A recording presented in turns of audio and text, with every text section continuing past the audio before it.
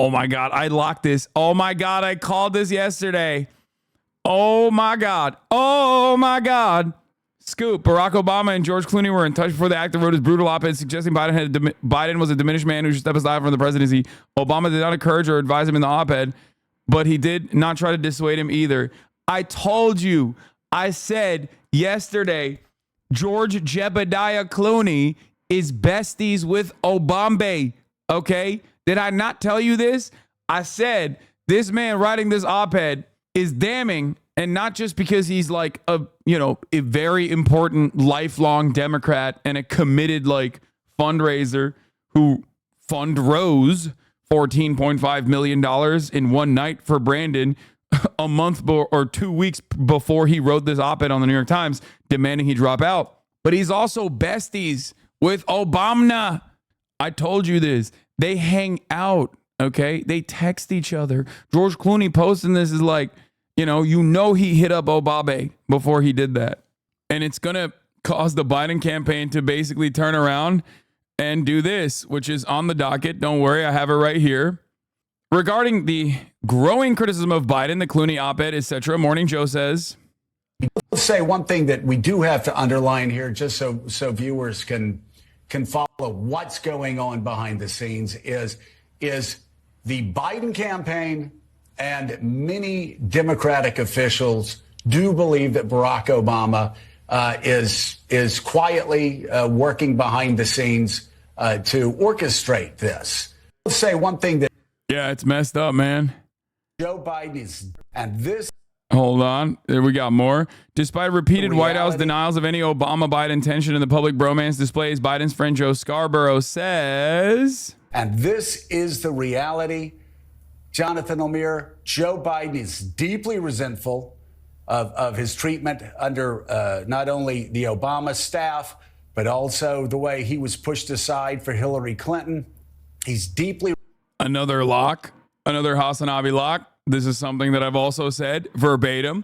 And unlike Joe, unlike Scarborough, I'm not besties with Joe Biden. But I told you this too. I told you this shit as well. I told you. There's a knife fight. You have the Clintonites and you have the Obama coalition inside of the Democratic Party. They've always been at odds with one another, obviously. They've always had tension. Obama won that tension, but Obama basically is the reason why Joe Biden didn't run in 2016. Joe Biden never forgave him for that because Hillary Clinton lost to Donald Trump. Obama then told all the other establishment Dems to step aside to make way for Joe Biden in 2020 to make up for that problem, even though that was also a miscalculation because Joe Brandon was too old in 2020. And now Obama can't do shit. Now, because he's a fucking coward and an annoying coward who only cares about clout, who only cares about Hollywood shit, he's just sitting aside on the sidelines and he's watching democracy fall apart. But having said that, that resentment has carried on. Joe Brandon is very upset with everybody else in the Democratic Party. He thinks that everybody in the Democratic Party is consistently undermining him, and that spite is what is keeping him in this position. Resentful of those trying to shove him out of the way. He's always felt like an outsider, always felt like people have looked down upon. Yeah, dude, I know. The outsider, the perennial outsider Joe Biden, who has been in office for 40 years, dude, for 50 years, who's been the vice president for 8, who's been the president for 4, classic outsider, okay? When I think of an outsider, I think of a guy who's, been a career politician. These are the 2 White House denials to me in just the past few months. The Biden and Obama families are like family to one another, and whomever made these claims about the relationship isn't familiar with it. As President Biden has said, President Obama is family to him. A lot of the current resentment and tension is coming from the Biden side, not the Obama one. 2015 hangover, legacy competition, etc. Here's my story from this March. President Biden doesn't speak frequently with Barack Obama, but behind closed doors, he talks about him a lot. Biden often measures himself against the man he served as vice president, current and former aides say. We got Biden cabinet leaks. The last full cabinet meeting took place on October 2nd, 2023, One cabinet secretary tells CNN they are uncertain of Biden's condition because they so rarely see him. Oh, it's a knife fight. Oh, dude. Oh, my God. Oh, my Lord. This is not. Oh, my God. They haven't had a full cabinet meeting since October 7. Do you still think Biden will be the nominee? I don't know. I mean, I can't make this prediction, chat. I'm sorry. I genuinely don't know. I genuinely don't know. Like, everyone in the party is basically screaming for him to drop out. Like, and every sign is signaling that this is a person whose mental faculties have unironically diminished. He will still be the nominee. The polls are turning in his favor, even in swing states. AOC was low-key right in that this matter is closed. Wait, what? The polls are turning in his favor? What are you talking about? Have you seen any of the internal Democratic polling? He was down and now it's tied? What? Okay, please post the polls and, or the article that you read that gave you this cope. Not a Biden fan at all? I mean, this is the 538 aggregate, and this is like June 17th. They're pretty close. And then there's like a brief blip where Biden ekes out the edge. And then ever since then, Trump has just been trailing ahead. Where are you getting this from? I have not seen. I mean, maybe there's one poll. Maybe there's one poll that shows them tied or something. But every single poll I've seen, literally, whether it's individual polls, whether it's leaked internal polls, which are, in my opinion, more significant, because like that is what the Democratic Party is looking at when they're making those decisions.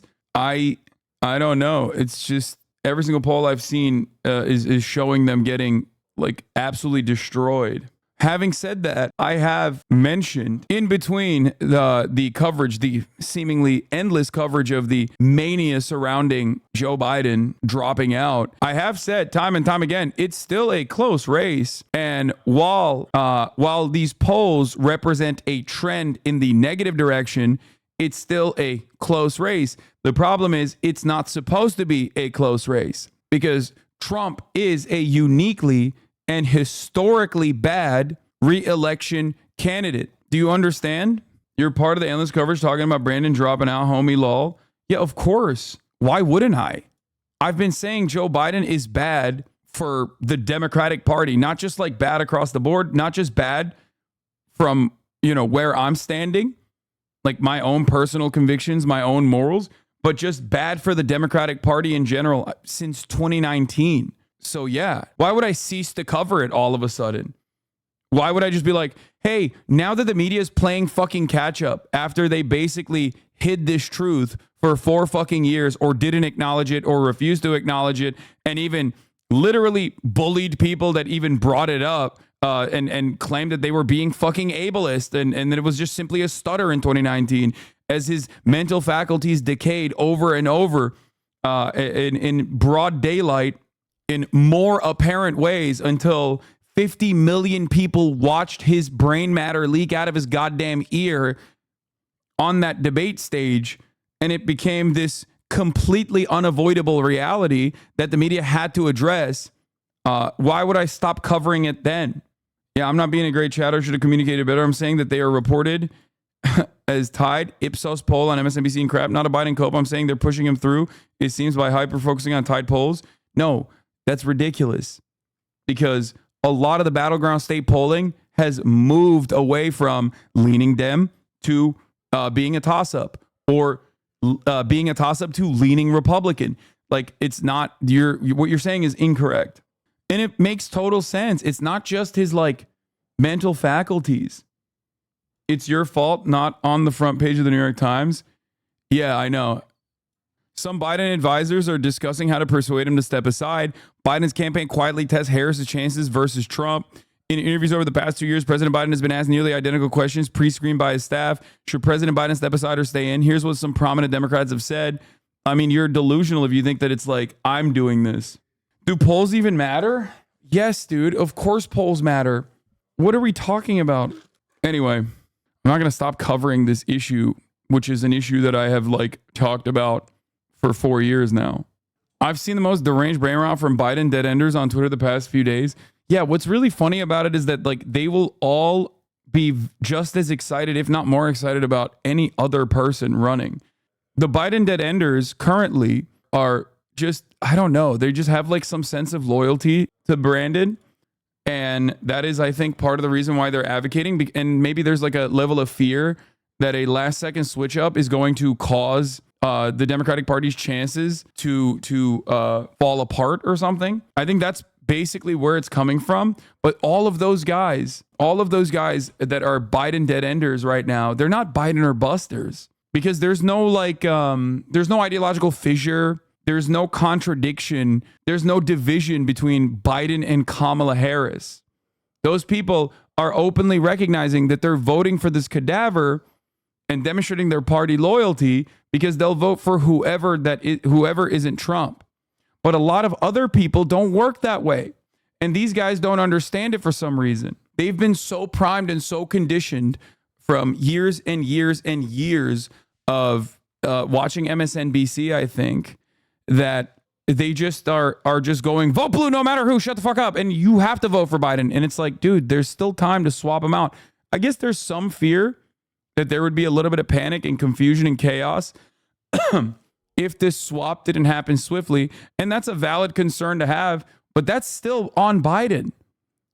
If Biden truly cared about the future of the Democratic Party and the future of democracy, right? If they genuinely believe that democracy is on the ballot, then Biden would swiftly step aside and do everything in his power to ensure that the replacement goes perfectly well, instead of slamming his feet onto the ground and saying, no, I'm stubborn, I'm staying here, I'm going to be here, I am not going to leave.